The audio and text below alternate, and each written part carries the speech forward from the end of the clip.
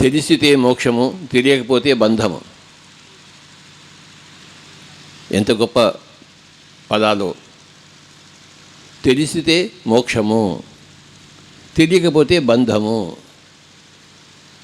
మోక్షం అంటే ఏంటి? విడుదల. ఒక వ్యక్తి జైల్లో 10 సంవత్సరాలు ఉన్నాడు అనుకోండి, వాడు జైలు నుంచి బయటకు వచ్చినప్పుడు వాడికి మోక్షం వచ్చిందంటాం, విడుదల అయింది వాడికి. అంతవరకు వాడు జైల్లో తిరిగాడు, ఇప్పుడు జైలు నుంచి బయటకు రాగలిగాడు. అలాగే మోక్షం అంటే దేని నుంచి విడుదల? దుఃఖం నుంచి విడుదల, అజ్ఞానం నుంచి విడుదల, బంధం నుంచి విడుదల. తెలిసితే మోక్షము, తెలియకపోతే బంధము. ఏమిటి తెలుసుకోవాలి? 5 ఫింగర్స్ గురించి తెలుసుకోవాలి. నా చేతికి 5 వేళ్ళు ఉన్నాయి, మీ చేతికి ఎన్ని ఉన్నాయి? నాకు కనపడటం లేదు. ఉన్నాయా అన్నీ? చెప్పండి. 1 2 3 4 5. ఇంకోసారి చెప్పండి.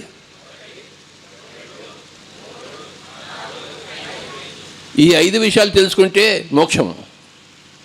ఈ 5 విషయాలు తెలుసుకోకపోతే బంధమే. 5 విషయాలు ఉన్నాయి తెలుసుకోవాల్సినవి. ఎన్ని ఉన్నాయి చెప్పండి? 1 2 3 4 5. ఈ 5 విషయాలు తెలుసుకోవాలి. అందులో కొన్ని మనకి తెలుసు, కొన్ని మనకి తెలియదు. మొట్టమొదటిది ఏంటంటే శరీరము,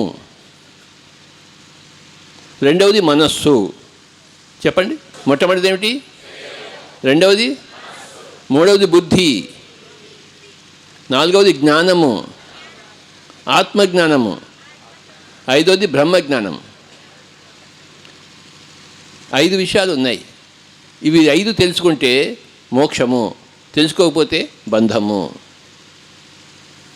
శరీరం అన్నది మనకు కాస్త తెలుసు. మనకి ఓహో నేను ఆడ, నేను మగ అని తెలుసు, నేను మనిషిని అని తెలుసు, నేను కుక్కను కాదు పిల్లిని కాదు అని తెలుసు, నాకు 27 సంవత్సరాలు ఉన్నాయి, నాకు 30 సంవత్సరాలు ఉన్నాయి, ఇవన్నీ తెలుసు. నాకు గడ్డం వచ్చింది, ఇంత బారుగా ఉంది గడ్డం అని తెలుసు. మనకి శరీరం గురించి అన్నీ తెలుసు.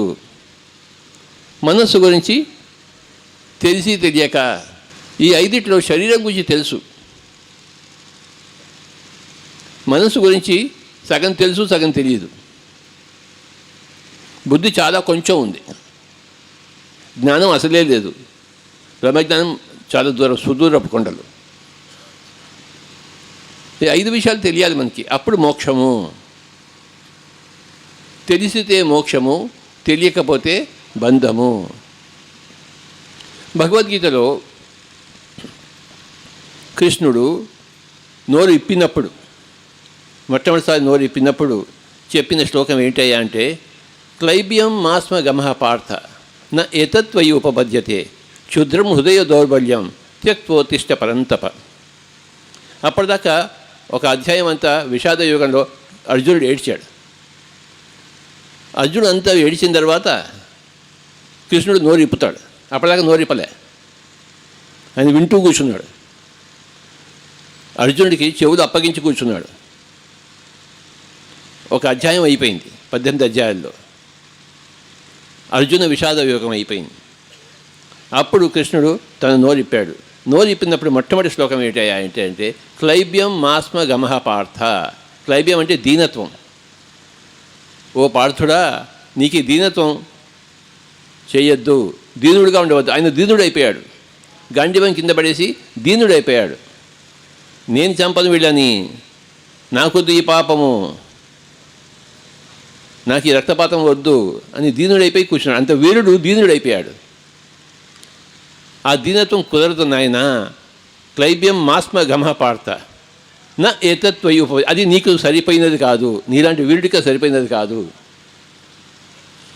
క్షుద్రం హృదయ దౌర్బల్యం. ఈ హృదయ దౌర్బల్యం అనేది క్షుద్రము.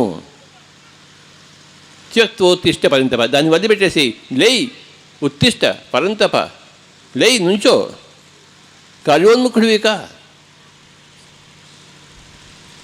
అని నోరిప్పాడు. హృదయ దౌర్బల్యం క్షుద్రము. దేనికి భయపడవద్దు. చావు అనేది శరీరానికి ఉంది కానీ ఆత్మకు లేదు. నేను తెలుసుకున్నవాడు చావుని ఎదిరిస్తాడు కానీ చావుకి భయపడి పారిపోడు. ఏదో రోజు చావు వచ్చి తిడుతుంది. మన చావు మన చేతుల్లో ఉండాలి, ఏ వైరస్ చేతిలోనో బ్యాక్టీరియా చేతుల్లోనో కాదు, గుర్తుంచుకోండి. నేను కర్నూలులో ఉద్యోగం చేస్తున్నప్పుడు 1983లో ఏప్రిల్ 16th నా గురువుగారు నన్ను పిలిచారు. సుభాష్ అన్నాడు. స్వామీజీ అని చెప్పాను. నా టైం అయిపోయింది, నేను శరీరాన్ని వదిలిపెడుతున్నాను, నాకు సమాధి ఏర్పాటు చేయి అన్నాడు నా గురువుగారు. తప్పకుండా స్వామీజీ అని చెప్పేసి ఒక నెల రోజులు అంతా వెతికి ఒక సమాధి ఏర్పాటు చేశాను. సమాధి ఏర్పాటు చేసి మనకైనా రిపోర్ట్ ఇచ్చి, స్వామీజీ మీ సమాధి ఏర్పడింది, మీరు అనుకున్నట్టు మీరు పోవచ్చు అని చెప్పాను. ఆయన మళ్ళీ ఒక డేట్ ఫిక్స్ చేసి, ఆ రోజు ఒక డాక్టర్ని పిలుచుకురా, నేను శరీరం వదిలిపెట్టేసేటప్పుడు ఆ డాక్టర్ సర్టిఫై చేయాలి అన్నాడు. నా సంగీత గురువు గారే ఉన్నారు, డాక్టర్ శ్రీపాద పినాకపాడి గారు. నేను ఆయన దగ్గర సంగీతం 3 సంవత్సరాలు నేర్చుకున్నాను, 200 కీర్తనలు నేర్చుకున్నాను. ఆయనకి చెప్పాను, స్వామీజీ మా ఆధ్యాత్మిక గురువు గారు ఆయన శరీరాన్ని వదిలిపెట్టేస్తున్నారు, మీరు రావాలి, సర్టిఫికేట్ ఇవ్వాలంటే. అంతకన్నా అని చెప్పేసి ఆయన వచ్చారు, డాక్టర్ శ్రీపాద పినాకపాడి గారు. ఇది 1983లో జరిగింది, May 22. ఆ రోజు నలుగురం ఉన్నాం. ఆయన ఇలా చూశాడు, తన శరీరాన్ని తాను వదిలిపెట్టేశాడు. ఏ వైరస్ అటాక్ వచ్చి బ్యాక్టీరియా అటాక్ వచ్చి కాదు, స్వచ్ఛందంగా వదిలిపెట్టేశాడు. అది సరి అయిన చావు. ఎంతో యోగశక్తి ఉంటే కానీ అది సాధ్యం కాదు. దీనత్వం పనికిరాదు. ఏదో వచ్చి మనల్ని చంపకూడదు, మనం స్వయంగా శరీరాన్ని వదిలిపెట్టాలి. మన పని అయిపోయిన తర్వాత, పని కాకముందు కాదు. ఆయన పని అయిపోయిందని చెప్పాడు. ఆయన అప్పటికే ఆయన వయసు 2000 సంవత్సరాలు మా గురువు గారిది. ఆయన చెప్పిన ప్రకారమే నా పని అయిపోయింది, నేను వెళ్తున్నాను అన్నాడు. మన పని అంతా అయిపోయింది, మనం వెళ్ళిపోతాం. నేను ఇవాళ మచిలీపట్నం వచ్చాను, రేపొద్దున వెళ్ళిపోతాను. నేను ఉంటాను ఏంటి, ఎందుకు ఉంటాను ఇక్కడ మచిలీపట్నం నాకు అయిష్టం ఏమీ లేదు. నాకు వేరే పనులు ఉన్నాయి. గుడివాడ పోవాలి, విజయవాడ పోవాలి, హైదరాబాద్ పోవాలి. అలాగే ఈ భూలోకం ఒకటి కాదు, లోకం ఎన్నో లోకాలు ఉన్నాయి మనకి. ఎన్నో లోకాల్లో మనం పనులు చేస్తూ ఉంటాం. ఒక లోకం నుంచి ఇంకో లోకానికి, ఇంకో లోకం నుంచి ఇంకో వెళ్తూ వస్తూ ఉంటాము. పుట్టుటయు నిజము, పోవుటయు నిజము. నానాటి బ్రతుకు నాటకం. నానాటి అంటే 4 రోజుల బాల్యము, యవ్వనము, ప్రౌఢము, వృద్ధాప్యము. పోతాం మళ్ళీ. పోయిన తర్వాత ఏమవుతుందో, నేను ఇప్పుడు మచిలీపట్నం వెళ్తాను, మళ్ళీ ఇంకోసారి రాని ఏంటి నేను ఇక్కడికి. ఇప్పటికే ఎన్నోసార్లు వచ్చాను మచిలీపట్నం. మళ్ళీ పునరపి జననం, పునరపి మరణం. ఆత్మకు మళ్ళీ శరీరం తీసుకుంటుంది, శరీరం తీసుకుని మళ్ళీ శరీరంలోకి వస్తుంది, మళ్ళీ తీసుకుంటుంది. ఎన్నోసార్లు తీసుకుంటాము. నేను ఎన్నోసార్లు వచ్చాను, పుట్టాను మచిలీపట్నంలో, ఎన్నోసార్లు పోయాను. రాత్రి నాగాలంకలో ఉన్నాను, కరెక్ట్. మరి ఇవాళ ఉంటాను, రేపొద్దున వెళ్తాను. బతుకంతే. ఈ వచ్చిపోయేదానికి ఏడుపు ఎందుకు రా నాయన అన్నాడు కృష్ణుడు అర్జునుడితో. నువ్వు ఎవరిని చంపలేవు, నువ్వు చావు. నా హన్యతే హన్యమానే శరీరే, ఈ శరీరం చేస్తే నువ్వు చావవు. సోనియా మేడం గారి అనుభవానికి గట్టిగా చెప్పలు కొడతాను. ఎంత గొప్ప అనుభవం వచ్చిందో వాడికి, ఇక్కడే ఈ దేవాలయంలోనే. Simple thing. ఇది తెలుసుకుంటే మోక్షము, ఇది తెలియకపోతే బంధము. బంధం అంటే ఇరుక్కుంటాము, జైల్లో ఇరుక్కుంటాము. మనకి బంధం వద్దు, మనకి మోక్షం కావాలి అంటే తెలుసుకోవాలి. 5 విషయాలు తెలుసుకోవాలి. శరీరము చెప్పండి, మనస్సు, బుద్ధి, ఆత్మ, సర్వాత్మ. మనము 5 విధాలుగా ఉన్నాము. ఒక పక్కన శరీరము, ఇంకో పక్కన మనస్సు, ఇంకో పక్కన బుద్ధి, ఇంకో పక్కన ఆత్మ, ఇంకో పక్కన సర్వాత్మ. మనం 4 వేలు ఒకవైపు ఉన్నాయి, ఒక వేలు మటుకు వేరే వైపు ఉంది. ఇది ఇహము, ఇది పరము. ఈ 4 కలిపి ఇహము, ఇది పరము. ఇహలోకము, పరలోకము. ఇహలోకం నుంచి విడివడి పరలోకంతో మనం సంబంధం ఏర్పరచుకోవాలి. చూసారా, ఆత్మ అనేది ఇహలోకంలో ఇరుక్కుని ఉంది, బంధముగా ఉంది. ఇహలోకం నుంచి విడివడి పరలోకంతో అనుసంధానం కావాలి. ఇదే మోక్షము. ఇక్కడ బంధం ఉంది, ఇది మోక్షం ఉంది. ఆత్మ ఇక్కడ బంధంలో ఉంది, తెలుసుకోలేదు కనుక. ఎందుకు తెలుసుకోలేదు? ఇక్కడ ఆత్మ చూడండి, ఈ మనస్సు కింద ఉంది, ఈ వేలు కింద ఉంది, బుద్ధి కింద ఉంది. ఆ మనస్సు యొక్క అధీనంలో ఉంది, మిడిమిడి జ్ఞానం, మిడిమిడి బుద్ధి యొక్క అధీనంలో ఉంది ఆత్మ. చూసారు, ఈ వేలు చిన్నగా ఉంది, ఈ వేలు 2 వేలు పెద్దగా ఉంది. కానీ ఆత్మ అనేది శరీరం కన్నా పెద్దగా ఉంది. శరీరం మీద జయం సాధించింది, కానీ మనస్సు మీద లోబడిపోయింది. మనస్సు ఇది ఆత్మ మనస్సు కింద ఉంది, లోబడిపోయింది.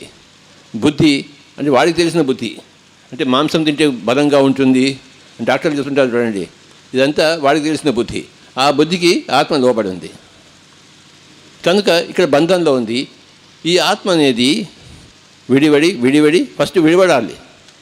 విడివడి చివరికి తన సర్వాత్మతో ఏకముగా అయితే ఈ యొక్క ప్రాసెస్ పేరు ధ్యానము. ఈ ధ్యానం వల్ల మోక్షం వస్తుంది. ఇది మోక్షము సంకేతము. అంటే ఇహలోకంలో ఉండే ఆత్మ పరలోకంతో సంబంధం ఏర్పరచుకుంది. నాకు చావు లేదు అని తెలుసుకుంది. నేను ఆత్మను తెలుసుకుంది. మమాత్మ సర్వభూతాత్మ అని తెలుసుకుంది. 2 విషయాలు తెలుసుకుంటుంది ఆత్మ. తెలుసుకుంటే మోక్షం అంటే ఫస్ట్ తెలుసుకోవడం ఏంటి అంటే నేను శరీరం కాదు ఆత్మను. రెండవ తెలుసుకోవడం ఏమిటాయి అంటే మమాత్మ సర్వభూతాత్మ. ఇక్కడ ఏ ఆత్మ ఉందో ఈ శరీరంలో అదే ఆత్మ ఉంది. ఇక్కడ ఏ ఆత్మ ఉందో ఒక్కొక్క శరీరంలో ఒక్కొక్క ఆత్మ ఉండదు. అందరికీ కలిపి ఒకటే సర్వాత్మ ఉంది. ఎలాగైతే సముద్రం నుంచి ఇంత నీళ్ళు తీసుకుంటాం అనుకోండి, ఈ చేతిలో ఉన్న నీళ్లు సముద్రం నీళ్ళు 2 ఒకటే కదా, తేడా ఏమైనా ఉందా? ఇది ఘటాకాశము, అది చిదాకాశము. అందరి ఆత్మ ఒకటే. మమాత్మ సర్వభూతాత్మ. ఇది ఫైనల్ ట్రూత్ అంటారు. Basic truth is I am atma, fundamental truth. Final truth is మమాత్మ సర్వభూతాత్మ. బేసిక్ ట్రూత్ వస్తే జ్ఞానం అంటాము, ఆత్మజ్ఞానం అంటాము. ఫైనల్ ట్రూత్ వస్తే బ్రహ్మజ్ఞానం అంటాము. ఇది వచ్చినప్పుడు మోక్షము. తెలిసితే మోక్షము, తెలియకున్న బంధము. నేను శరీరం కాదు, నేను ఆత్మ కాదు శరీరం అనుకున్నాను అనుకోండి, బంధమే. నేను ఆత్మ కాదు, నేను మనసు అనుకుంటే బంధమే. నేను ఆత్మ కాదు, నేను బుద్ధిని అనుకుంటే బంధమే. నేను శరీరం కాదు, మనసు కాదు, బుద్ధి కాదు, నేను ఆత్మ కూడా కాదు, నేను సర్వాత్మను అని తెలుసుకుంటే మోక్షము. నాతో పాటు అందరు చెప్పండి. శరీరము, మనస్సు, బుద్ధి, ఆత్మ, సర్వాత్మ. శరీరంలో 2 జాతులు ఉన్నాయి, స్త్రీ పురుష. శరీరం గురించి మనకు తెలుసు, మనం స్త్రీయా పురుష మనకు తెలుసు. మనస్సులో ఎన్ని జాతులు ఉన్నాయి? ఒకడు నేను ముస్లిం అంటాడు, ఒకడు నేను క్రిస్టియన్ అంటాడు, ఒకడు నేను హిందూ అంటాడు, ఒకడు నేను బుద్ధిస్ట్ అంటాడు, ఒకడు నేను కమ్యూనిస్ట్ అంటాడు, ఒకడు నేను నాస్తికుడు అంటాడు, ఒకడు ఆస్తికుడు అంటాడు. ఇవన్నీ శరీరపరమైన జాతులా, మనసుపరమైన జాతులా? మనసుపరమైన జాతులు. అనేక జాతులు. ఇవన్నీ మానసికమైనవి, యథార్థమైనవి కావు. వాడి ఊహాకల్పన. వాడు ఎక్కడ పడితే అక్కడ ఆ జాతి వాడు. బుద్ధి అనేది గత జన్మ నుంచి వస్తుంది. శరీరము, మనసు ఈ జన్మలోంచి వస్తాయి. శరీరం ఈ జన్మలోంచి తల్లిదండ్రుల నుంచి వస్తుంది. మనసు ఈ జన్మలోని సమాజం నుంచి వస్తుంది. బుద్ధి మన గత జన్మల కర్మల్లోంచి వస్తుంది. పూర్వజన్మ కృతం పాపం వ్యాధి రూపేణ పీడ్యతే. మనం గత జన్మలో చేసిన కర్మలు ఈ జన్మలో వ్యాధులుగా వస్తాయి. ఈ జన్మలో చేసే కర్మలు వచ్చే జన్మలో వ్యాధులుగా వస్తాయి. ఒక నెలంతా పనిచేస్తాము, శాలరీ ఎప్పుడు వస్తుందండి? ఎప్పుడు వస్తుంది జీతం? చివరి రోజు వస్తుంది. నెలంతా కష్టపడితే చివరి రోజు వస్తుంది. మళ్ళీ ఇంకో నెల కష్టపడి ఆ చివరి రోజు వస్తుంది. ఈ జన్మలో మనం అనుభవిస్తున్నంత మన గత జన్మలో చేసుకున్న పరిపాకము. మంచి చేసుకుంటే కాస్త మంచి జరిగింది, చెడు చేసుకుంటే కాస్త చెడు జరిగింది. మీరంతా ఎంతో మంచి చేసుకున్నారు కానీ గత జన్మలో ఇక్కడ వచ్చి కూర్చున్నారు ఈరోజు ఈ పాండురంగ దేవాలయంలో. లేకపోతే వస్తారేంటి? అందరూ రారు. నా సొంత అన్నగారు నా దగ్గర రాలేదు, ధ్యానానికి రాలేదు. ఎందుకంటే ఆయన కర్మ సరిపోలేదు ఆయనకి. నా సొంత అన్నగారికి ఆయన చెప్పడానికి నేను రెడీగా కూర్చున్నాను. ఆయన కాళ్ళు కడిగి చెప్పడానికి కూర్చున్నాను. కానీ ఆయన వస్తేనా? ఆయన రోజు మాంసం తినేవాడు. ఇప్పుడు పైకి పోయాడు. ఎందుకంటే అతని కర్మ సరిలేదు. తన సొంత తమ్ముడి దగ్గర నేర్చుకోలేకపోయాడు. కానీ మీరందరూ ఎక్కడో ఉన్న మచిలీపట్నం వాళ్ళు నా దగ్గర వచ్చి నేర్చుకుంటున్నారు. అంటే అక్కడ తేడా ఏమిటి? బుద్ధి. గత జన్మల కర్మల సారము బుద్ధి, తల్లిదండ్రుల సారము శరీరము, సమాజం యొక్క సారము మనస్సు, మన గత జన్మల కర్మల సారము బుద్ధి. ఆత్మ అనేది శాశ్వత పదార్థం, ఎప్పటికీ ఉండేది. ఇది పుట్టనిది గిట్టనిది. అజో నిత్య శాశ్వతోయం. ఇది అజో పుట్టనిది, నిత్యం ఎప్పుడు ఉండేది, శాశ్వతం ఎప్పుడు ఉండేది. అయం అంటే ఇది, ఇది అంటే ఈ వేలు, ఈ వేలు అంటే ఆత్మ. శరీరం పుడుతుంది చేస్తుంది, మనసు పుడుతుంది చేస్తుంది, బుద్ధి పెరుగుతూ ఉంటుంది. ఆత్మ పుట్టదు చావదు. ఆత్మ ఎక్కడి నుంచి వచ్చిందంటే సర్వాత్మలోంచి వచ్చింది. మళ్ళీ వచ్చిన చోటికి వెళ్ళాలి, అప్పుడు మోక్షము. ఎక్కడి నుంచి వచ్చావో ఇందాక స్వామీజీ చెప్పారు. ఎక్కడి నుంచి వచ్చావో తెలియదు, అడ్రస్ తెలియదు, ఎక్కడ పోతున్నావో తెలియదు, పిచ్చోడ్లా ఉన్నావు. ఆ బస్ స్టాండ్లో ఆయన అడిగారట, ఏ ఊరు నుంచి వచ్చావు సమయం తెలియదు, ఏ ఊరికి వెళ్ళాలో తెలియదు, ఇక్కడ ఎందుకు వచ్చావో తెలియదు అంటే పిచ్చోడు. మనం అందరం తెలుసుకోవాలి ఎక్కడి నుంచి వచ్చాము, ఇక్కడి నుంచి వచ్చాము, ఈ వేలు నుంచి వచ్చాము. నేను ఇది, నేను ఈ వేలు అనుకుంటున్నాను. మనం ఈ వేలు కాదు, మనం ఈ వేలు. ఈ వేలు ఎక్కడి నుంచి వచ్చింది, ఇక్కడి నుంచి వచ్చింది, ఇక్కడికి మళ్ళీ కలవాలి, అప్పుడు మోక్షము. ఈ 5 వేల గురించి తెలుసుకుంటే మోక్షము, తెలియకపోతే బంధము, ఆనక మీ ఇష్టము.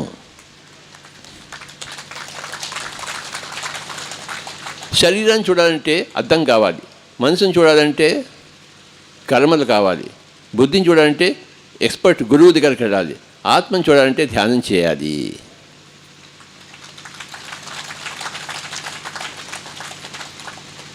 మనం జాగ్రత్త సుమా అని ఏ వేలు చెప్తాం, ఈ వేలు చెప్తాం. ఈ వేలు చెప్తామా జాగ్రత్త సుమా, ఒరేయ్ జాగ్రత్త సుమా, ఒరేయ్ జాగ్రత్త, ఈ వేలు చెప్తాం. ఒరేయ్ జాగ్రత్త సుమా అంటే ఏ వేలు చూపిస్తాం? ఇది అంటే నువ్వు ధ్యానంలో జాగరూకుడివిగా నేను ఆత్మని తెలుసుకొని ఈ వేలు చూపిస్తాము. ఈ వేలు ఎందుకు చూపిస్తాము? ఏదైనా వేలు చూపించవచ్చు కదా. కానీ ఈ వేలు శరీరానికే ఉంది. చిన్నప్పుడు మనం ప్రైమరీ స్కూల్ వెళ్ళినప్పుడు టీచర్ ఇలా అన్నాం, ఆవిడకి అర్థమైపోయింది, పోరా అన్న కొడక అంది. అదే టీచర్ ఈ వేలు పెట్టామనుకోండి, ఏంటి ప్రశ్న అని అడిగేది, ఆవిడకేం అర్థమయ్యేది కాదు. మన టీచర్ ఈ వేలు అన్నాం అనుకోండి, పోరా వెధవా అనేది. ఈ రెండవ వేలు ఉంగరం వేలు, 2 మనసులు కలిస్తేనే పెళ్ళి అవుతుంది.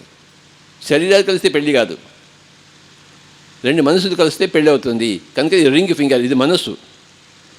బుద్ధి అనేది మధ్యలో ఉంది. మధ్య మార్గమే బుద్ధి ఉన్న మార్గము.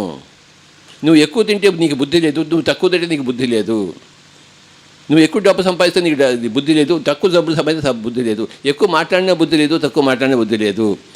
మధ్య వేది కనుక బుద్ధి, మధ్య మార్గము, మిడిల్ పాత్.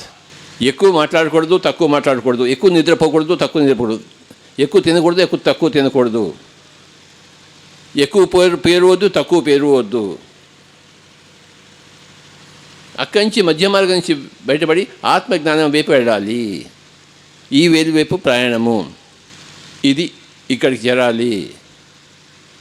ఇక్కడ నీ ప్రయాణం అయిపోయింది. నా ప్రయాణము 40 సంవత్సరాల కిందట అయిపోయింది. నేను ఇక్కడ వచ్చేసాను 40 సంవత్సరాల కిందట.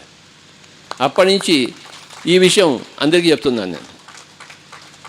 నా ఆకలి తీరింది అనుకోండి, పక్క వాళ్ళకి వడ్డించడం మొదలు పెడతాను కదా. నా ఆకలి తీరకపోతే నేనే వడ్డంలో కూర్చుంటాను, నేనే వడ్డించుకుంటాను. ఆకలి తీరిన తర్వాత అందరికీ వడ్డిస్తాను. 40 సంవత్సరాల కిందట నా ఆత్మ ఆకలి తీరిపోయింది. నేను ఒక పరమ ఆత్మను అని తెలుసుకున్నాను.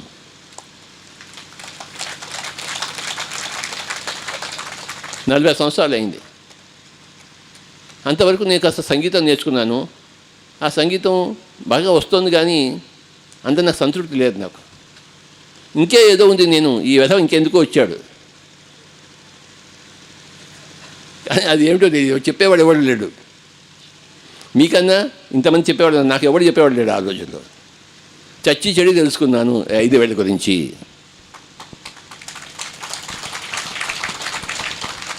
అక్కడొక సూచన, ఇక్కడొక సూచన, అక్కడొక సూచన, అన్నీ కలిపి మిక్స్ చేసి నన్ను నేను తెలుసుకోవడం జరిగింది. నేను పడిన కష్టం ఎవడు పడకూడదు, అందరూ సులభంగా తీసుకోవాలి. ధ్యానం చాలా తేలిక. నీ దీనత్వం వదిలిపెట్టు ఫస్ట్. నేను వెధవను, పెంట వెధవని ఇవన్నీ వదిలిపెట్టేసేయాలి. క్లైబ్యం మాస్మ గమహ పార్థ, ఫస్ట్ శ్లోకం భగవద్గీతలో కృష్ణుడి ద్వారా వచ్చింది. నా ఏతత్వయి ఉపపద్యతే క్షుద్రం హృదయ దౌర్బల్యము. నేను వైరస్ వస్తే చేస్తాను, బ్యాక్టీరియా వస్తే చేస్తాను, క్యాన్సర్ వస్తే చేస్తాను, నా పక్కింటి వాడు నన్ను చంపితే నేను చేస్తాను. నువ్వు చావు నాయన, నీ చేతిలోనే నీ చావు ఉంది. నీ వాస్తవానికి నువ్వే సృష్టికర్తావు. ఈరోజు ఇక్కడ నేను కూర్చున్నంటే నా వాస్తవానికి ఎవరు సృష్టికర్తండి? నేనే డిసైడ్ చేశాను, నేను మచిలీపట్నం వెళ్తాను. మీ వాస్తవానికి ఎవరు సృష్టికర్తారు? నేనా మీరా? మీరే డిసైడ్ చేశారు. ఈరోజు పాండురంగ స్వామి దేవాలయం వెళ్తాము, అక్కడ ఎవడో గడ్డంగాడు వస్తాడంట.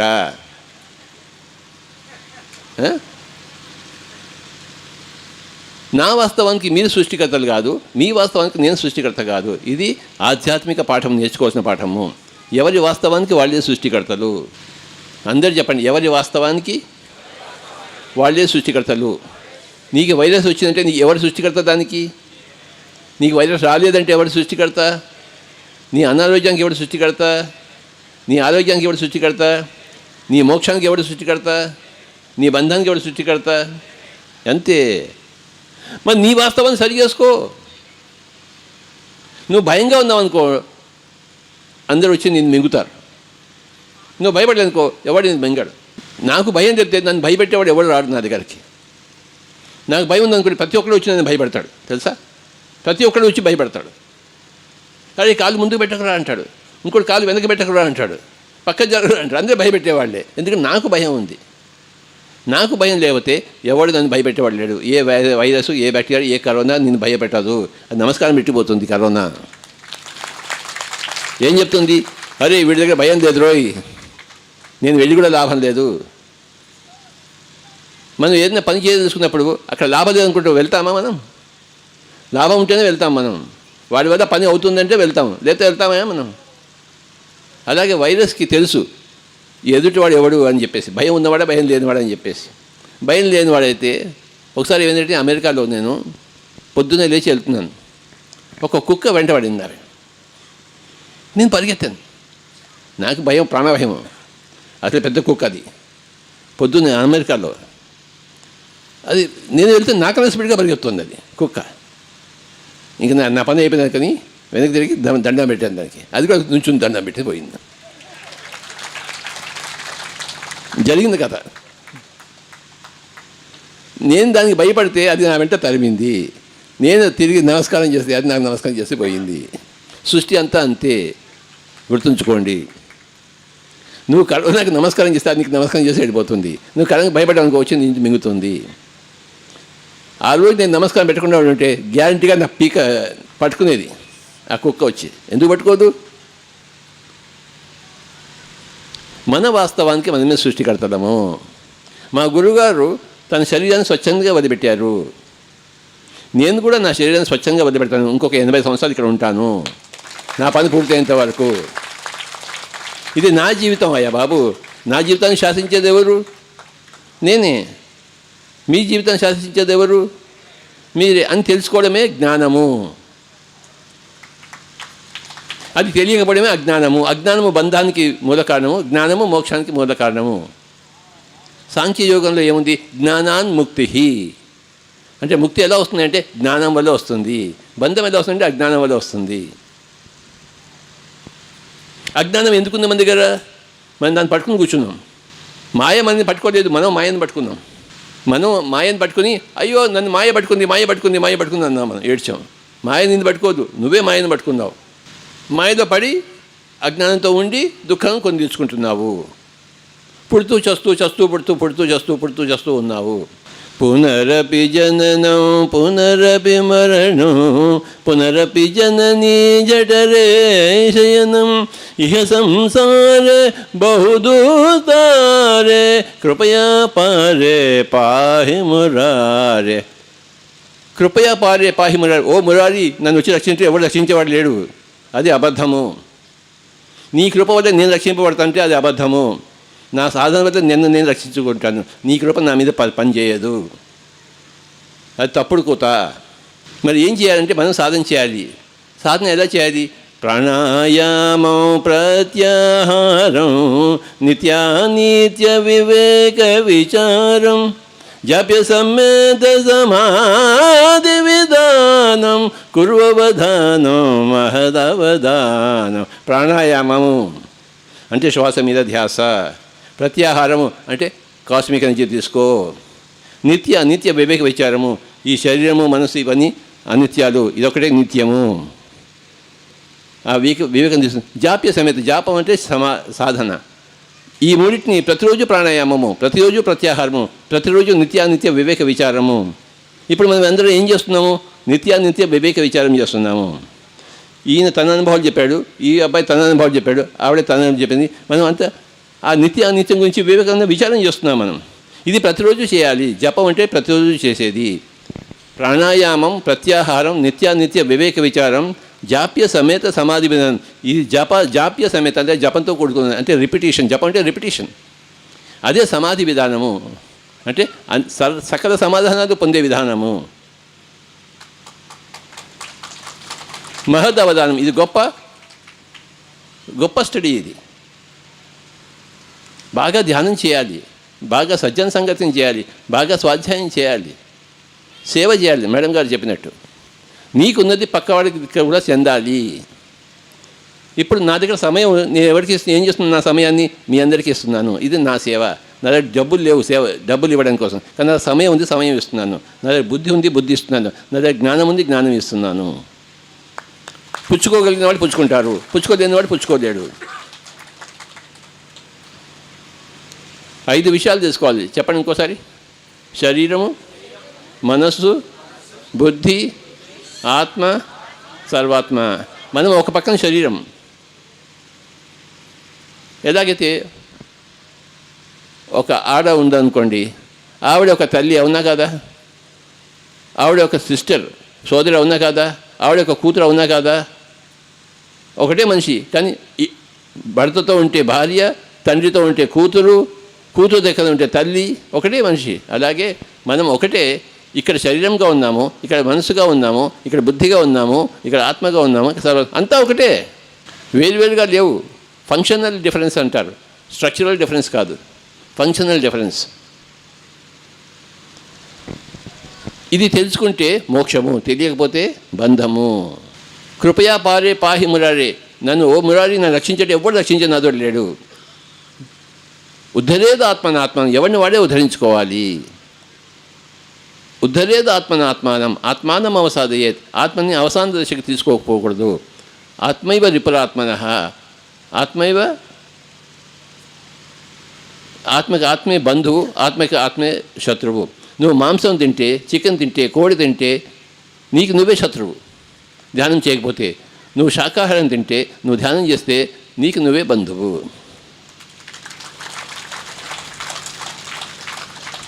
నాలుగు విషయాలు ఉన్నాయి. శరీరానికి శాకాహారము, మనస్సుకి సజ్జన సాంగత్యము, బుద్ధికి స్వాధ్యాయము, ఆత్మకు ధ్యానము. 4 విషయాలు ఉన్నాయి. చెప్పండి. శరీరానికి శాకాహారం, మనస్సుకి సజ్జన సాంగత్యం, త్రిజగతి సజ్జన సంగతి రేఖ భవతి భవానవ తరణే నౌక. బుద్ధికి స్వాధ్యాయము, పుస్తకాలు చదవాలి. నేను 1,00,000 పుస్తకాలు చదివాను. అన్ని ఆత్మజ్ఞానానికి సంబంధించిన పుస్తకాలు 1,00,000 చదివాను. ఏ లైబ్రరీలో ఏ పుస్తకం ఉన్నా అది నేను చదవాల్సిందే. ఆ పుస్తకం చదివితే ఈ విధవ ఎందుకు ఇంకా జన్మ తీసుకుని, ఈ విధవ ఎందుకు తీసుకున్నాడు జన్మ? అన్ని పుస్తకాలు చదవడం కోసమే జన్మ తీసుకున్నాడు. నేను చదివి తీరాలి.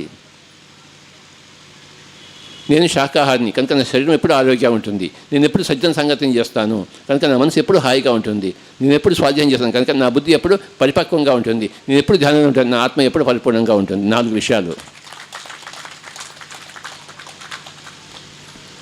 ఈ 4ని పక్క వాళ్ళకి అందించడమే సేవ. నీకు నువ్వు అందించుకోవడం నీ సాధన, పక్కవాడికి అందించడం సాధన. ఇది ఇహము, ఇది పరము. ఇది పరం అంటే పక్కవాడు కదా, ఈయన నా పరం కనుక ఈయనకి అందించడమే ఇక్కడ ఉండడము. నీ తోటి వాళ్ళకి నీకున్న సేవను అందించడమే పరబ్రహ్మ ముఖ్య సేవ. దేశమును ప్రేమించుమన్నా, మంచి అన్నది పెంచుమన్నా. దేశమును ప్రేమించుమన్నా,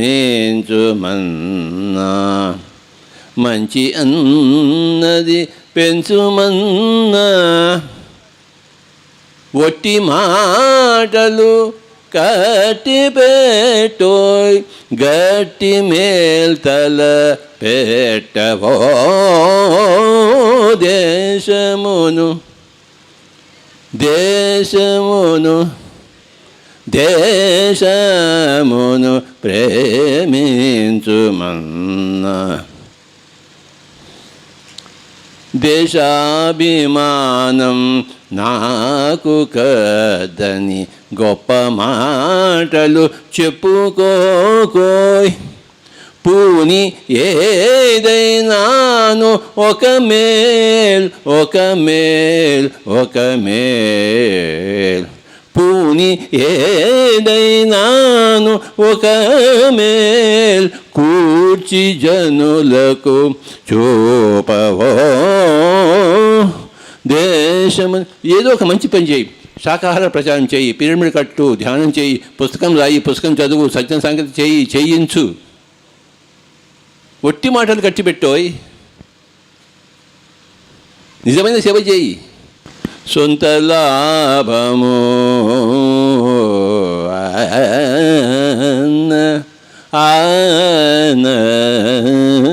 రే, సొంత లాభము కొంత మానుకో. పొరుగు ఇది సొంత లాభము, ఇది పొరుగువాడు. సొంత లాభం కొంత మనకు, పొరుగువాడికి సేవ చేయబోయ్. ఇది ఇహము, ఇది పరము. పరం అంటే పక్కవాడు, ఇహం అంటే నేను. సొంత లాభము కొంత మానుకో. మొత్తం అంతా మనమని చెప్పలేదు. చూసుకో, నీ మొగుడిని, నీ పెళ్ళాన్ని, నీ పిల్లల్ని చూసుకో, బాగా చూసుకో, కానీ కొంత పక్కవాడిని చూసుకోరా వెధవన్నా కొడక. సొంత లాభము కొంత మానుకో, పొరుగు వాడికి తోడుపడవోయ్. దేశమంటే